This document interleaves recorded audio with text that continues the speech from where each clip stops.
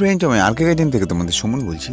বন্ধুরা, আমরা ফেব্রুয়ারি মাসে প্রত্যেকটা গাছকে কাটাই ছাঁটাই করবার পর আমাদের গাছগুলোকে এরকম দ্রুত ঝাঁকড়া করবার জন্য আমাদের কিন্তু এই মার্চ মাসে এক বিশেষ পরিচর্যা কিন্তু করতে হবে। বন্ধুরা, তোমরা দেখতে পাচ্ছ আমার প্রত্যেকটা গাছে প্রচুর পরিমাণে কিন্তু ব্রাঞ্চেসে ভরে এসছে এবং প্রত্যেকটা গাছ কিন্তু দেখো প্রচুর পরিমাণে শাখা পোশাকায় কিন্তু ভরতে শুরু করে দিয়েছে।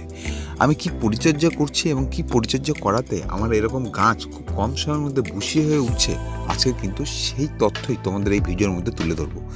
ভিডিওটি তোমরা সম্পূর্ণ মনোযোগ দিয়ে দেখো। ভিডিওটি ভালো লাগলে একটা লাইক করে দিও বন্ধুরা।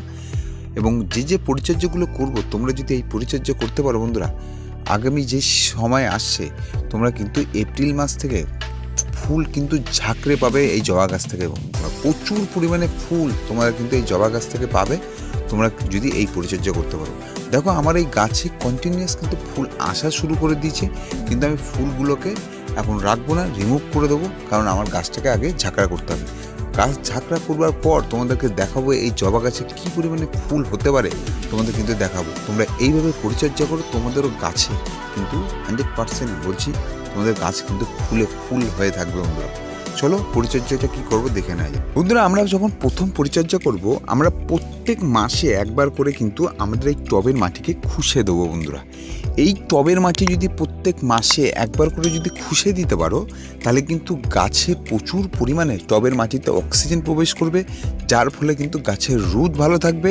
গাছের রুট যত ভালো থাকবে, গাছ কিন্তু খুব ফাস্ট কিন্তু গ্রোনেস হবে বন্ধুরা। প্রত্যেক মাসে তোমরা এই কাজটা অবশ্যই করবে, এতে গাছ ভালো থাকবে এবং গাছের রুটও ভালো কিন্তু থাকবে এবং গাছে প্রচুর পরিমাণে কিন্তু রুট তোমরা কিন্তু।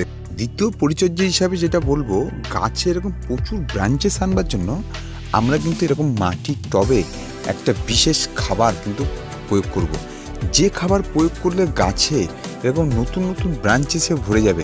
আমরা এরকম হিউমিক অ্যাসিড 2 গ্রাম নেব পার লিটারে, নিয়ে আমরা ঠিক এইভাবে জলের সঙ্গে গুলিয়ে আমরা প্রত্যেকটা টবের মাটিতে আমরা কিন্তু 200 থেকে 250 ml কিন্তু এই হিউমিক অ্যাসিডের জল আমরা প্রত্যেক 10 দিন অন্তর অন্তর আমরা দিয়ে দেবো।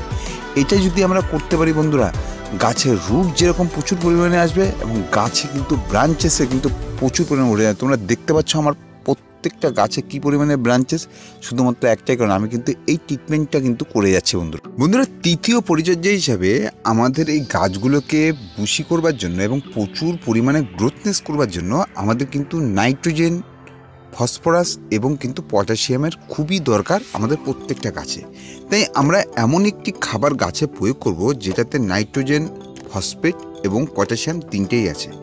তাই আমরা এই হিউমিক অ্যাসিডে ঠিক 7 দিন পরে আমরা এরকম এনপিকে 19-19-19 বা 20-20-20 তোমরা 3 গ্রাম নেবে লিটারে। 3 গ্রাম নিয়ে তোমরা কিন্তু ভালোভাবে স্প্রে করে দেবে।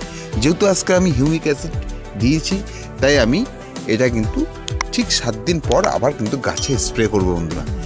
এইটা যদি করতে পারো বন্ধুরা, দেখবে গাছ খুব অল্প সময়ের মধ্যে বুশি হয়ে উঠবে এবং প্রত্যেকটা গাছ সবুজ চকচকে থাকবে বন্ধুরা। চতুর্থ টিপস হিসেবে আমরা এনপিকে 19-19-19 বা 20-20-20 গাছে দেবার ঠিক 10 দিন পর আমরা এরকম একটা লিকুইড খাবার আমরা কিন্তু টবের মাটিতে দেবো। টবের মাটিতে যদি আমরা এই লিকুইড খাবার দিতে পারি বন্ধুরা, তাহলে কিন্তু গাছ হবে আমাদের সেরা। ফুল আসবে, প্রচুর পরিমাণে ফুল তোমরা কিন্তু দেখতে পারবে বন্ধুরা। আমরা কি করব, এরকম বাদাম খোল আমি নিয়ে নিয়েছি এবং নিয়ে নিয়েছি হলো সুফলা 15-15-15। বাদাম খোল এই কারণে নিয়েছি, এখন কিন্তু প্রচণ্ড রোদের তাপ। এখন সর্ষের খোল যদি আমরা গাছের টবে দিই, তাহলে কিন্তু গাছের শিকড়ে হয়তো প্রবলেম হতে পারে। তাই এই গরমকালে তোমরা বাদাম খোল দেওয়ার চেষ্টা করবে, না হলে সর্ষের খোল দিলে একদমই পাতলা লিকুইড তোমরা দেবে। আর এরকম সুফলা 15-15-15 যে কোনো তোমরা সারের দোকানে যাবে, 20 টাকা থেকে 15 টাকার তোমরা নিলে প্রচুর দিন তোমাদের হয়ে যাবে। তোমরা 50 গ্রাম 1 লিটার জলে 50 গ্রাম বাদাম খোল এবং 20 গ্রামের মতো এই সুফলা 15-15 দিয়ে তোমরা ভিজাবে। ওর সঙ্গে 7 থেকে 10 লিটার জল তোমরা মিশিয়ে প্রত্যেকটা গাছে তোমরা যদি দিতে পারো বন্ধুরা, দারুণ কাজ হবে। কিন্তু গাছের বৃদ্ধি, গাছের ফুল কি পরিমাণে আসবে তোমরা প্রয়োগ না করলে বুঝবে না বন্ধুরা। এই যে তোমাদের যে পরিচর্যার ধাপ দেখালাম, এই 3টে খাবার অল্টারনেটিভ করে প্রথমে দাও হিউমিক অ্যাসিড, ঠিক তার 7 দিন পরে দাও 19 বা 20 বা তার 10 দিন পরে তোমরা এই খাবারটি দাও। এই 3টে কাজ যদি তোমরা করতে পারো এবং মাসে একবার টবের মাটি খুঁড়িয়ে দিতে পারো, আমি বলছি তোমাদের জবা গাছ হবে সেরা। প্রচুর পরিমাণে ফুল তোমাদের কিন্তু জবা গাছ হবে, মানে তোমরা প্রয়োজনের থেকেও বেশি ফুল তোমাদের জবা গাছে দেখতে পারবে। তোমরা এই পরিচর্যাটা এখন থেকে শুরু করে দাও, এবং যারা টুনিং এখনও পর্যন্ত করেনি তারা 15 তারিখের মধ্যেই গাছ কিন্তু ব্রাঞ্চেস টুনিং শুরু করে দাও।